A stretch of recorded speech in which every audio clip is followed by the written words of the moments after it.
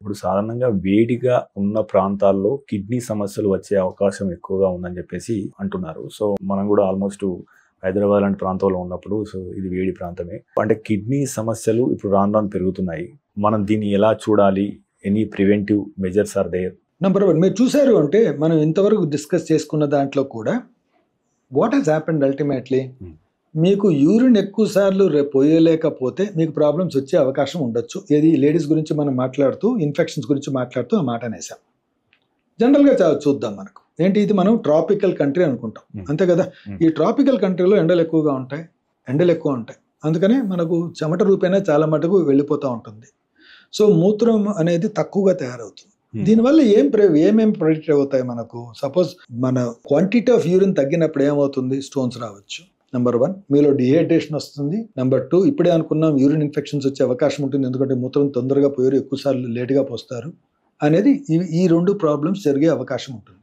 కొంతమందిలో especially diabetics కానీ heart failure ఉన్న వాళ్ళలో డిహైడ్రేషన్ జరిగింది అంటే సోడియం అది పడిపోయేసి వాళ్ళకి మిగతా ప్రాబ్లమ్స్ హైపోనైట్రీమియా ఆ ప్రాబ్లమ్స్ వచ్చే అవకాశం ఉంటుంది. సో బేసిక్గా ఎండగా ఉంటుంది అన్న విషయం వల్ల ప్లస్ వాటర్ ఇంటేక్ తక్కువ అయిన దాని వల్ల కొన్ని నష్టాలు జరిగే అవకాశం ఉంటుంది. అందుకనే మన వేదాల్లో కూడా చెప్పారు, బాబు నీళ్ళు తక్కువగా తాకండి అని చెప్పి. కానీ నేను ఇంకో అర్థం చెప్తున్నాను. మనకు నానుడిగా ఏముందండి? మనకు ఇన్ఫాక్ట్ పబ్లిక్లో మనకు నానుడిగా ఏముంది? నీళ్ళు ఎక్కువ తాగితే మంచిది. అది ఎక్కడ చెప్పలేదండి. అలా ఎక్కడ చెప్పలేదండి. నీళ్లు తక్కువ తాగద్దన్నారు కానీ నీళ్ళు ఎక్కువ తాగితే మంచిది అని చెప్పలేదండి.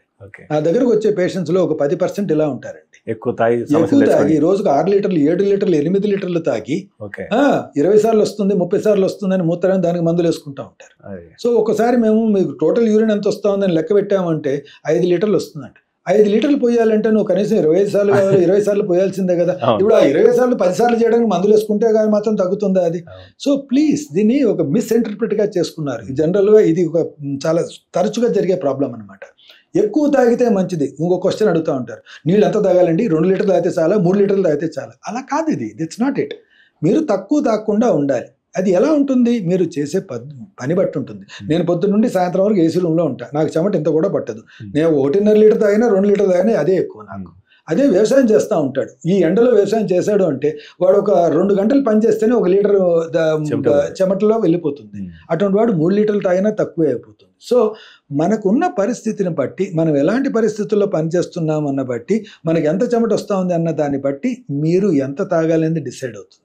అంతే తప్ప ఎక్కువ తాగితే మంచిది అని ఒక నానుడు ఏదైతే ఉందో అది in fact it is creating more problems. In fact చాలా మందిలో సోడియం తగ్గిపోయేసి ఈ 76-60 ఏళ్ళు ఉన్న వాళ్ళు సోడియం తగ్గిపోయి హైపోనైట్రియమియాతో అడ్మిట్ అయిపోతూ ఉంటారు. కారణం ఏంటంటే డైల్యూషనల్ హైపోనైట్రియమియా అంటారు. అంటే ఏంటి? నీళ్ళు ఎక్కువ తాగి నీళ్లు ఎక్కువ తాగుతారు, మూత్రం అనేది ఎక్కువ పోస్తారు, దాంట్లో సోడియం అనేది వెళ్ళిపోతూ ఉంటుంది. తాగే నీళ్ళలో సోడియం ఉండదు, పోయే మూత్రంలో మాత్రం సోడియం వెళ్ళిపోతూ ఉంటుంది. That causes decrease sodium. So ఇది తప్పండి. ఎవరు ఎలా బతకాలి ఎక్కడ రాసలేదండి. నీకు అవసరం ఉన్నంత తినాలి, అవసరం కన్నా ఎక్కువ తినద్దు, తక్కువ తినద్దు. అలే నీ దప్పికను బట్టి నువ్వు తాగాలి, అంతేగాని దప్పికను ఆపుకోకూడదు. దాన్ని ఎక్కువగా తాగిన దానివల్ల వచ్చేది ఏమీ లేదు.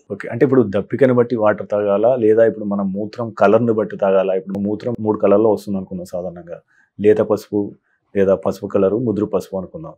సో ఏది వచ్చినప్పుడు ఎలాంటి జాగ్రత్తలు తీసుకోవాలి అంటే మనకు తెలిసిపోతుందండి. మనమే చూస్తాం, సింపుల్గా చూస్తాం. సమ్మర్లో మనం చూసినప్పుడు కొంచెం డార్కిష్ ఎల్లోగా వస్తుంది, వింటర్లో మనం చూసినప్పుడు వాటర్ ఇలాగా వస్తుంది. అంటే ఏమిటి? సింపుల్గా మనం తాగే వాటర్ ఆల్మోస్ట్ ద సేమ్ అండి. మనకు తెలియకుండా మనం ఎప్పుడు క్యాలిక్యులేట్ చేసి తాగాం. ఇప్పుడు ఎనీబడి మనం పనిచేస్తూ ఉంటాము, ఈరోజు ఎన్ని తాగారు అంటే మీకు గుర్తు కూడా రాదు ఎన్నిసార్లు తాగాము అనేది. ఎందుకు తాగాము కొంచెం దప్పిగారింది ఆపేసాం. So that is what happens most of the time. So ఈ బాడీ అనేది ఇంత కాంప్లెక్స్ ప్రాసెస్లో నువ్వు తాగిన దాన్ని బట్టి అది అడ్జస్ట్ చేసుకుంటూ ఉంటుంది. అంతేగాని మనం దాన్ని కంట్రోల్ చేయాలనుకోవడం, మనకు యూరిన్ బట్టి నీళ్ళు తాగాలనుకోవడం, ఇట్స్ టూ కాంప్లెక్స్. ఆ లైఫ్ని మరీ కాంప్లికేట్ చేసుకుంటున్నామని అనిపిస్తుంది. So what we need to do is, మనకి డార్క్ ఎల్లో వచ్చిందంటే మనకే అర్థమైపోతుంది, బాబు నీళ్ళు తక్కువ తాగినట్టున్నామే అని మనకు ఫీడ్బ్యాక్ వచ్చేస్తుంది. సో ఆ టైంలో మనం నిజంగా ఆలోచిస్తే మన నోరు ఆరిపోతానే ఉంటుంది అనుకోండి. అప్పుడు ఆ టైంలో క్వెంచ్ యువర్ థర్స్ట్ అన్నారు. అంటే మీకు దప్పిక అనేది కలగకూడదు, మీ నోరు ఆరిపోకూడదు, ఎప్పుడు కానీ మీ నోట్లో లాలాజలం అని ఉండాలి. అది ఉంచుకుంటాం అనుకోండి, యువర్ హైడ్రేటెడ్ కిందనే లెక్క.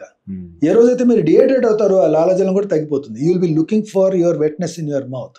సో ఇవి ఇండికేటర్స్ అండి. కానీ మనం కొలిచి తాగడం, ఎన్ని నీళ్ళు తాగాలి అని కొలుచుకొని తాగడం అనేది తప్పు. That's what I. మీరు తీసుకునే అదే మందులు, అదే నాణ్యమైన మందులు, కానీ సగం ధరకే.